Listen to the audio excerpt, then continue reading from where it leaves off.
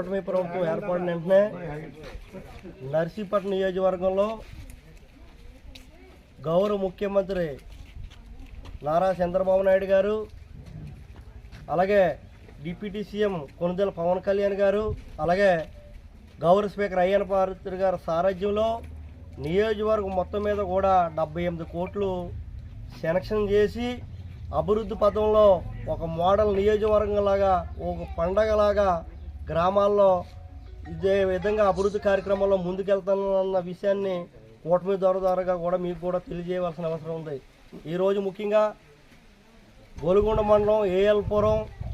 అలాగే జనసేన పార్టీ అధ్యక్షులు గండం దర్బాబు గారు, అలాగే ఎక్స్ జడ్పీటీసీ తారక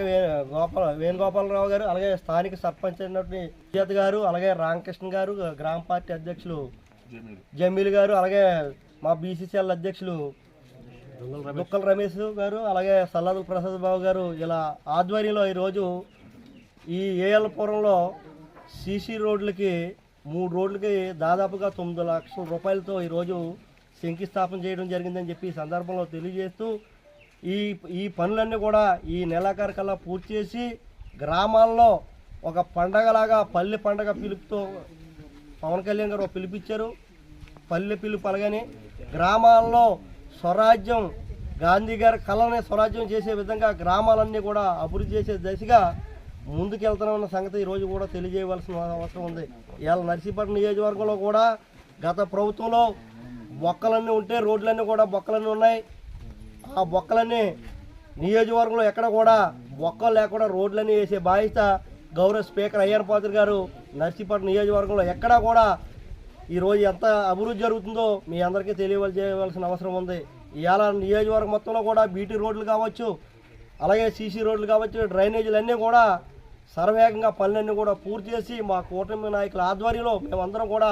మంచి క్వాలిటీతో అన్నీ కూడా రోడ్లన్నీ నిర్మించి నర్సీపట్నాన్ని నెంబర్ 1 మోడల్ నియోజకవర్గంగా గౌరవ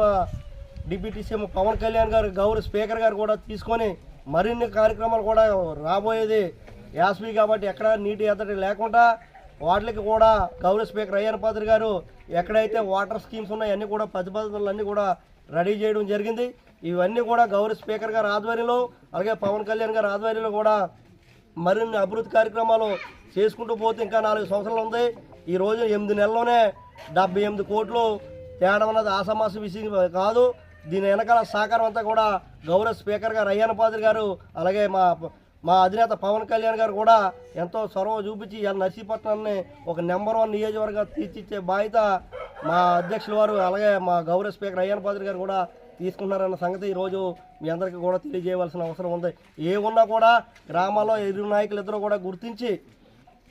ఇరు పార్టీలు ఇద్దరు కూడా కలిసికట్టుగా ఎక్కడైనా సమస్య ఉంటే కూడా మేమందరం కూడా కలిసికట్టుగా పనిచేసి పవన్ కళ్యాణ్ గారికి, అలాగే గౌరవ స్పీకర్ గారికి, చంద్రబాబు నాయుడు గారికి కూడా ఒక నెంబర్ 1 నియోజకవర్గంగా మేమందరం కూడా మా సాయశక్తులు కూడా కష్టపడి ఈ 4 ఏళ్ళలో కూడా నియోజకవర్గాన్ని కూడా నెంబర్ 1 నియోజకవర్గంగా తీసుకునే బాధ్యత మేమందరం కూడా తీసుకుంటామని చెప్పి ఈ సందర్భంలో తెలియజేస్తున్నాను.